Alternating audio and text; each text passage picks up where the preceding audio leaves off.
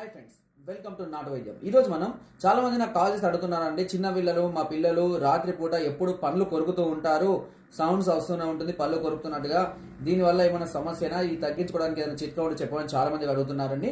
ఇలాంటి పండ్లు కొరికే అలవాటు ఉన్న పిల్లలకు చాలా మందితో ఇబ్బంది ఉందండి.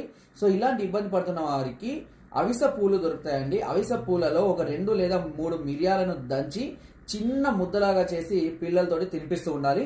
ఇలా ప్రతిరోజు తినిపిస్తూ ఉన్నట్లయితే కనుక ఈ పళ్ళు కొరుకుడు అనేది క్రమక్రమంగా తగ్గిపోతుంది. మళ్ళీ పిల్లలు హెల్దీగా కూడా తయారవుతూ ఉంటారు.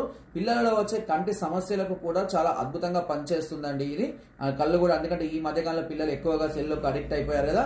సో వాళ్ళకు కళ్ళకు ఇబ్బంది కలగకుండా కూడా ఈ చిట్కా పనిచేస్తుంది. ప్లస్ ఈ పళ్ళు కొరుకుడు సమస్యను క్రమక్రమంగా తగ్గించేస్తుంది వితౌట్ ఎనీ సైడ్ ఎఫెక్ట్స్. దీనివల్ల భయపడాల్సిన అవసరం అయితే ఏమీ లేదు. నా వీడియో కనుక మీకు నచ్చినట్లయితే లైక్ చేయండి, షేర్ చేయండి అండ్ సబ్స్క్రైబ్ చేయడం మాత్రం అస్సలు మర్చిపోదు. మీకు ఎలాంటి సమస్యలు ఉన్నా నాకు కామెంట్ ద్వారా తెలియజేయండి. తప్పని